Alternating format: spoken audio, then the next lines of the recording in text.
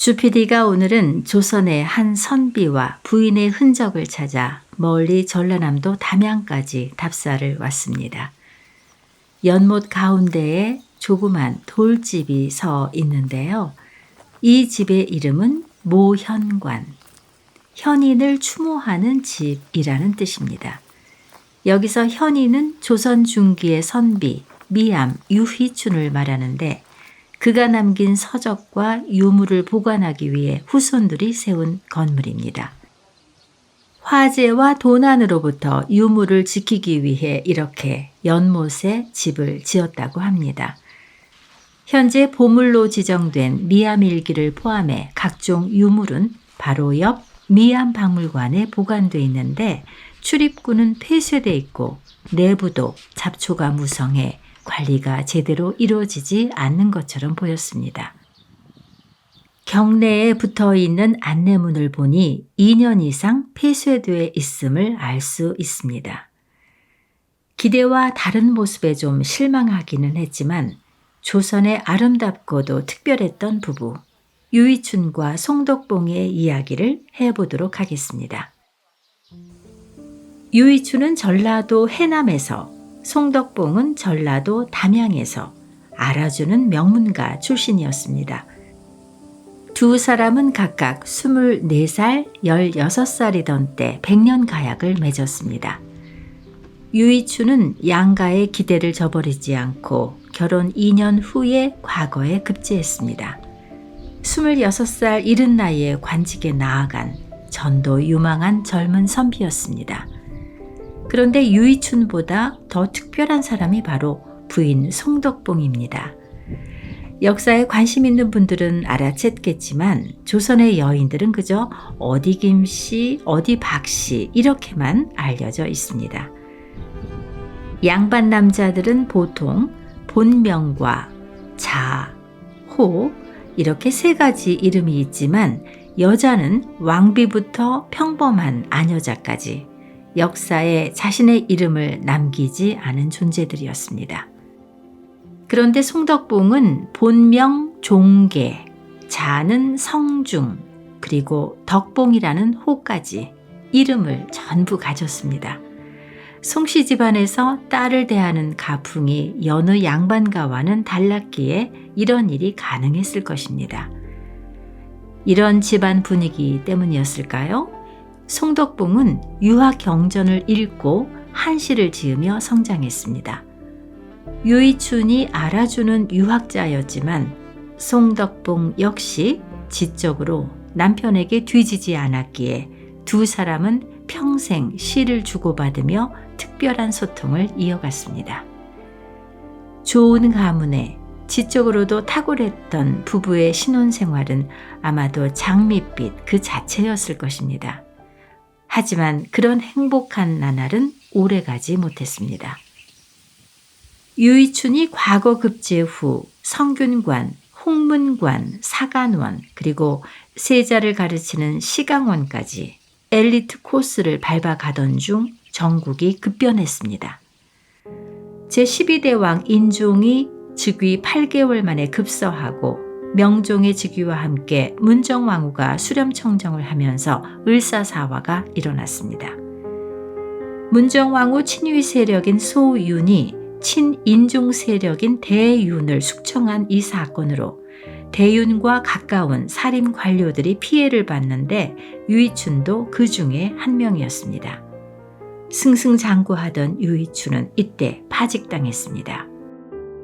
이로부터 2년 후 소윤은 양재역 벽서 사건을 일으켜 자신들에게 껄끄러운 관료들을 대거 축출했습니다.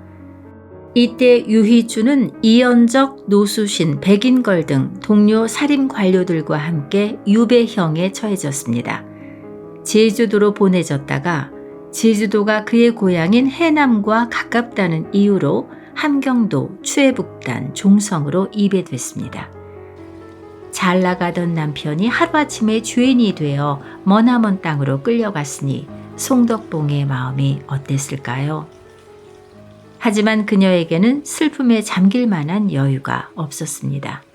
시어머니를 모시고 자녀들을 양육하고 재산을 관리하고 등등 가정을 전적으로 책임져야 했습니다. 특히 시어머니가 돌아가시자 혼자 상을 치러야 했습니다. 시어머니 3년 상을 치른 후 송덕봉은 남편을 보러 함경도 종성을 향해 떠났습니다. 함경도 마천령을 넘으며 남긴 시입니다. 가고 또 가서 드디어 마천령에 이르니 동해는 끝이 없어 거울처럼 평평하다. 말잇기를 부인이 무슨 일로 왔는고 삼종의 의인은 무겁고 한 몸은 가벼운 것. 유이춘의 유배는 장장 20년 동안 이어졌습니다. 35살 한창 나이에 떠나 머리가 희끗희끗해진 55살이 되어서야 돌아왔습니다. 명종 뒤를 이은 선조는 유이춘을 중용했습니다. 유이춘은 홍문관 소속 경연관으로 매일 임금에게 유학을 가르쳤는데 선조는 그를 신하라기보다는 학문의 스승으로 여겼습니다. 유이춘은 복기와 함께 거의 매일 일기를 썼습니다. 미암일기입니다. 사망 직전까지 약 10년간 기록한 일기에는 공적 사무부터 개인의 일상까지 세세하고 방대한 내용이 담겨 있습니다. 우리가 송덕봉에 관해 알 수 있는 것도 이 일기 덕분입니다. 미암일기에는 또 허준에 관한 기록도 30여 차례 나오는데 유이춘이 허준을 내의원에 천거했다는 내용이 있습니다. 허준이 조선 최고의 의사로 발돋움할 수 있는 기회의 문을 유이춘이 열어준 것입니다. 유이춘은 조정에 돌아온 후에는 임금이 관직을 내리면 서울에 가서 일하다가 스스로 사직하고 담양으로 낙향해 아내와 함께 지내고 그러다 다시 임금에게 불려갔다가 낙향하고 이런 시기가 이어졌습니다. 당시에 송덕봉이 남편에게 보낸 시를 보면 권력에 대한 욕심을 경계하라는 권유가 담겨 있습니다. 다음 시는 유이춘이 사헌부 대사헌에 제수됐을 때 송덕봉이 지은 시입니다. 황금띠를 둘렀으니 선비로서는 극진한 영화 이후만 돌아와 초당에 누워 건강을 돌봄이 어떠하오? 벼슬은 사양할 수 있다고 일찍이 약속했으니 뜰악에서 달을 보며 당신이 돌아오길 기다리오. 두 사람이 주고받은 편지 중에서 특히 유명한 내용이 있습니다. 유이춘이 서울에서 혼자 지낼 때 여색을 가까이 하지 않았다며 은근히 생색을 내는 글을 송덕봉에게 보냈습니다. 그에 대한 송덕봉의 답글입니다. 당신은 몇 달 동안 독숙을 했다고 붓끝마다 자랑했는데 나이 60이 가까운 사람이라면 여색을 멀리하는 게 건강을 위해 좋은 것일 텐데 마치 내게 은혜를 베푸는 듯 하는군요. 옛날 당신 어머니가 돌아가셨을 때 나 혼자 극진히 장례를 치르니 사람들이 말하길 친자식이라도 이보다 더할 순 없다고 하였소. 당신이 몇 달 동안 독숙한 것과 이것을 비교하면 어느 것이 가볍고 어느 것이 무겁겠소. 구구절절 옳은 말에 유이춘이 머쓱해하는 모습이 그려집니다. 이렇게 가끔 티격태격하기도 했지만 유이춘은 부인을 인정하고 아꼈습니다. 송덕봉이 51살 되었을 때 유이춘은 그녀가 그동안 지은 시를 모아 덕봉집이라는 시문집을 만들어줬습니다. 아마도 이 책은 굴곡진 인생길을 늘 함께 해준 아내에게 남편이 해줄 수 있는 최고의 선물 아니었을까 생각해 봅니다. 원본 덕봉집은 전해지지 않지만 그녀의 글은 남편이 남긴 미암일기 곳곳에 남아 생명력을 간직하고 있습니다. 유이춘은 담양에서 아내와 평화로운 말년을 보내던 중 다시 선조의 부름을 받고 상경했는데 곧바로 세상을 떠났습니다. 그의 나이 65살이었습니다. 그리고 아내 송덕봉은 그로부터 8개월 후 58살에 남편의 뒤를 따랐습니다. 주피디는 미암박물관 인근에 있다는 두 사람의 묘소를 2시간 이상 찾아 헤맸습니다. 지도 앱에 나오는 지번과 일치하지 않는 데다가 이정표나 안내판이 전혀 없어서 큰 애를 먹었습니다. 결국 위치를 찾기는 했지만 진입로에 풀이 너무 무성해서 묘역까지는 갈 수가 없었습니다.